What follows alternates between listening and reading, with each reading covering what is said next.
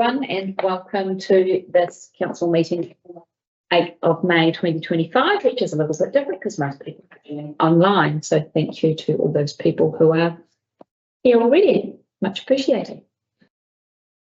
Maybe you can put them up there or Can do. It'll be quite good if I could see them. Thank you. And Peter Kelly is also joining us online.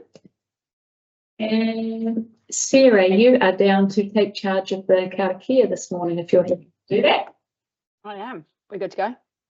Good. Yep, awesome. E te whānau hui, whaia te mataranga kia marama, kia whaitake na mahi katoa, tua mai, tua kaha, arahau atu, arahau mai, tātou I tātou katoa. Thank you very much. We have apologies today from Neil and Tracy. Yeah, from Neil and Tracy. I'm happy to move those if somebody's happy to second those, please. Thank you, Sarah. All those in favour? Aye. Against? Carried.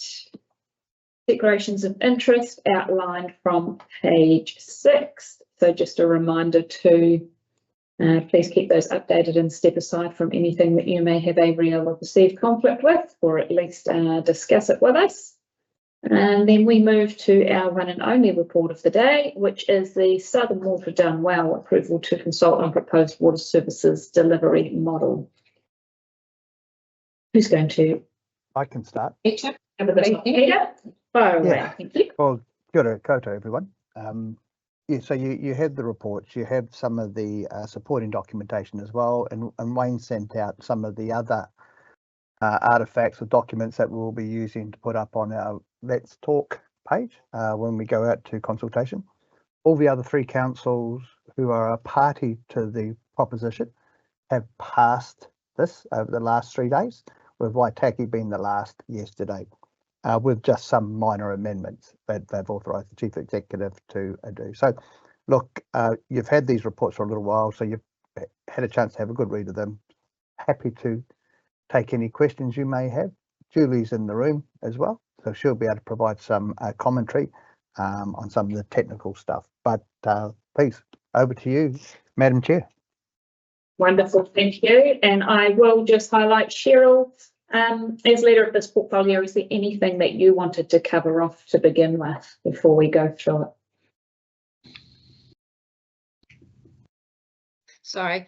No, I think it's actually pretty well explained in the documents that we've got and the covering in the extra and appendix. I think it was really good that we've all got the same, each council has received the same reports, so we're all getting the same information. I think that's pretty vital, and it's really about how we get our message out now to the public, and avoid all of these myths that are out there. I think that's the next big step, as long as we're all on the same page. That's pretty much, yeah. Wonderful, thank you, Cheryl. Would you like to go through the consultation document? I guess before we do that, Julie, is there anything you want to add, or do you want us to go through it? No. Yep. I think it's a really well put together document. It's easy to read. Yeah. There is a lot here, and this is a substantial document on the back of the long-term plan, which had an amazing response that we are very happy with, and ideally we'll have all of those people plus more submitting on the audit plan as well, but wouldn't necessarily hang my hat on that. Yeah, I think this gives people a greater depth of detail and understanding of what's proposed, because I think in the LTP there was perhaps a misunderstanding about that the word status quo implies that we can continue as we are with the same costs, and we know legally that's not achievable. So status quo, there is no such thing as status quo. It's status quo that we continue to deliver in-house, but it's at a higher cost and higher level of service. Yep. And I think this will hopefully be a great next step for those people who submitted on the long-term plan and indicated that there wasn't enough information for them to be making the decisions. And they asked a lot of questions that we knew were coming in this next document. So it will be really great for that to head out to people so that they can wrap their head around some of this stuff that is coming, the challenges that we're facing. I'm pleased to see we have put some information in there around rural water schemes, which is, I guess, more relevant to some of the other councils, but still applicable to some of our schemes as well. And also highlight some of the challenges that are coming in this space that we are well aware of, but perhaps the general public aren't quite as across. We've all had this document for a little while now and had the ability to go through it. In terms of the document that's going out to the public, has anybody got any questions or comments on that?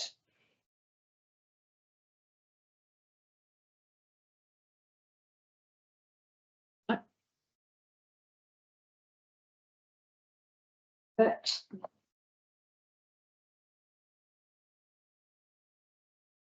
the Morrison Low report and some of the other documents are at the end.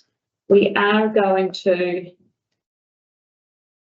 I guess, align this when we're speaking to the public. It's not just a consultation document that they can read through and answer some questions at the end.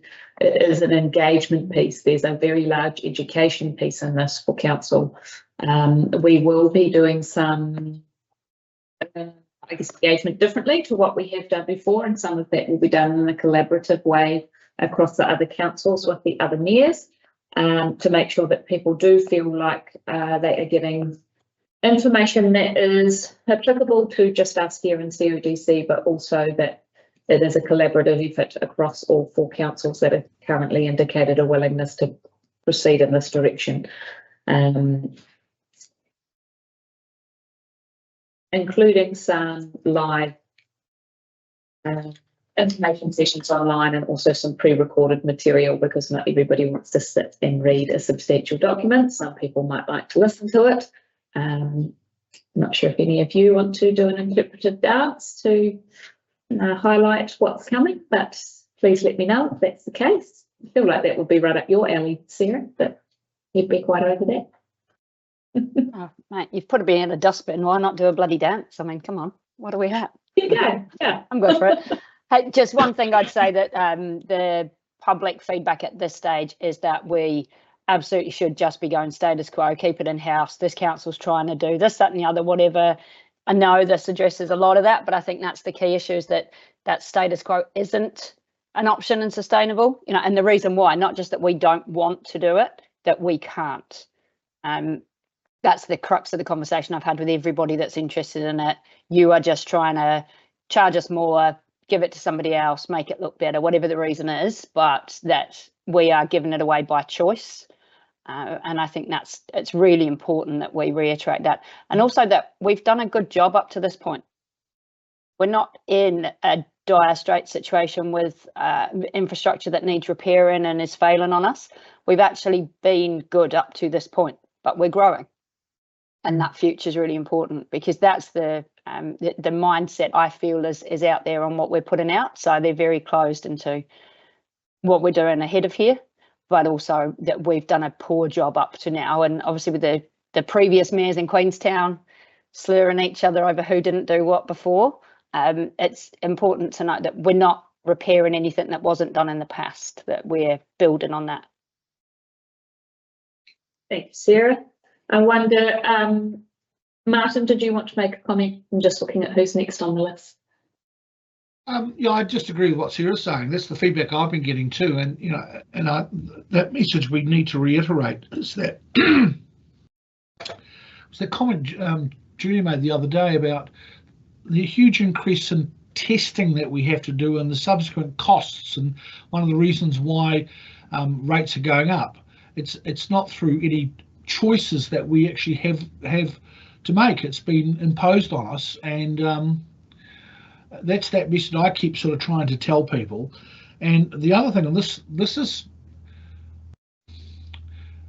document going out, it's not really a consultation document, is it? It's an educational document. We're not really seeking any feedback because this is the fait accompli. We're going ahead with this come hell or high water because we don't have a choice. Well, I think there's still quite a lot more discussion to come, and I do want people to feel like they can be informed and put in some feedback. But I also look at what happened to our neighbouring council further up the island, where they had an overwhelming majority of their public saying, no, just status quo, thanks. And the council viewed that, acknowledged it, and went with what they genuinely think is the best option for their communities into the future. You know why people want the status quo, because the perception is it ain't broke, it doesn't need fixing. And then some of the arguments about, you know, losing staff and organisations that we contract to do this work, because there isn't any clear information out there how that transfer is going to go across. But I come back to the fact is we don't have a choice. But it's kind of it's a shame that they used the words status quo though, because it could never have been status quo. No. It was always going to be different, and that has led the public to believe that we can still carry on as we are, but we can't. We can't. And unfortunately, that was a terminology that was out of our hands that we're obliged to use, which, like you say, Cheryl, is unfortunate. Julie, before we go to Ian, do you want to cover off where we're at? So I did look at the consultation numbers and what we've done in the LTP yesterday, and they're actually pretty close. You know, I think it's slightly over 50 saying status quo and just under 50 saying CWC. And I think given the level of information in the LTP was way less, and there was a little bit perhaps of a misunderstanding and from people when they interpreted that information, you know, we're not seeing what Selwyn saw. Yeah, and I did talk with some of the other GMs yesterday, and that consultation on this is now closing around the country in other areas, and they are seeing that there is actually quite a lot of support for the CCO in other parts of New Zealand. So yeah, I wouldn't assume that, well, what people might be telling us, the ones talking to us are the ones who are saying, we don't think this is a good idea. There is a lot of people who also believe it is a good idea. Yeah. Ian.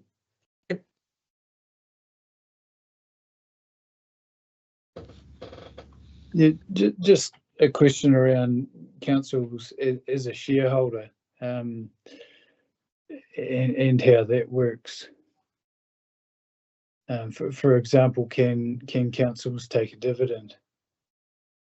I can answer that. Yeah, and the mayor is right. No, but at the moment the constitution hasn't been written because there's no yet agreement to stand up a joint CCO, and then that still has to get through the DIA approval process when we have to submit this. But that's one of the early bits of work that would have to happen in the implementation and the constitution of a company would establish all that. But the initial guidance that the mayors have given is it's one vote, one council, and that no dividends would be taken from the business. Nigel, I think you're there as well. Yeah, I don't think I've got anything to contribute at this point, Tamer.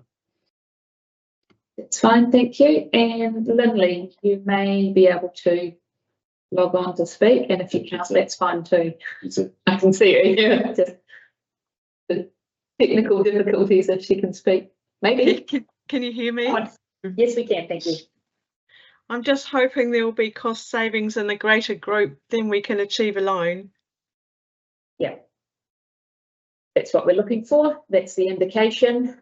Yeah, and look, Lily, when I'm looking at the things that we're now starting to have to do to meet all the regulatory requirements, there certainly would be efficiencies in having a team that does that collectively across the region, because you're requiring some quite specialised skills, or you set up a team and they're doing that work frequently, that they will be able to deliver more work faster when that's their focus. And you'd need less people than we might need if we're having to do it ourselves. That's right. Thank you.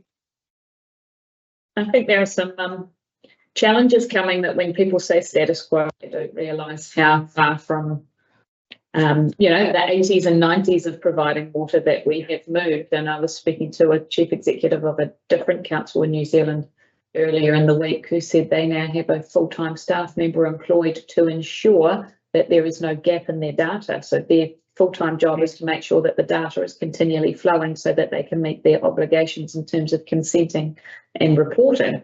Now, in the 90s, we didn't have anybody that was employed to just oversee the data systems, much less when we just had 2 men and a dog running all of infrastructure for Central Otago in the 1880s, which has been suggested.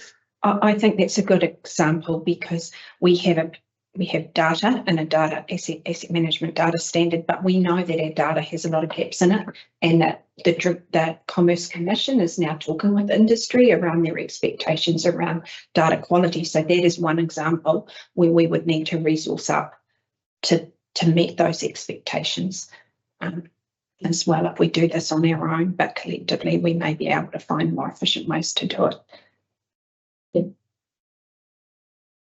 Right, on that basis, unless anybody has any further comments, happy to move to the recommendations that are on page 10, which is that the council receives the report and accepts the level of significance, approves the draft consultation document Southern Water Done Well as attached for consultation, delegates to the Chief Executive authority to make any minor editorial and design amendments to the consultation documents prior to publication, notes that the consultation is planned to occur between the 9th of May, being tomorrow, and 6th of June 2025, and will be in accordance with the Local Government Water Services Preliminary Arrangements Act 2024.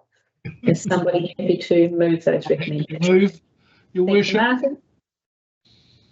And seconded, thank you, Cheryl. All those in favour? Aye. Against? Carried. Thank you very much. That will bring us to the end of our formal meeting. It's noted the date of the next meeting. Yeah. Next Thursday. Next Thursday. Marvellous. Whatever date that is, the 15th? 15th. Yeah, 15th. We'll see you next Thursday, 15th, for hearings. Yeah, RTP hearings. In person. Yeah. Now, was Julie going to cover off some points, but I don't know if this next bit has to be live broadcast to the world, Wayne. No. No. No.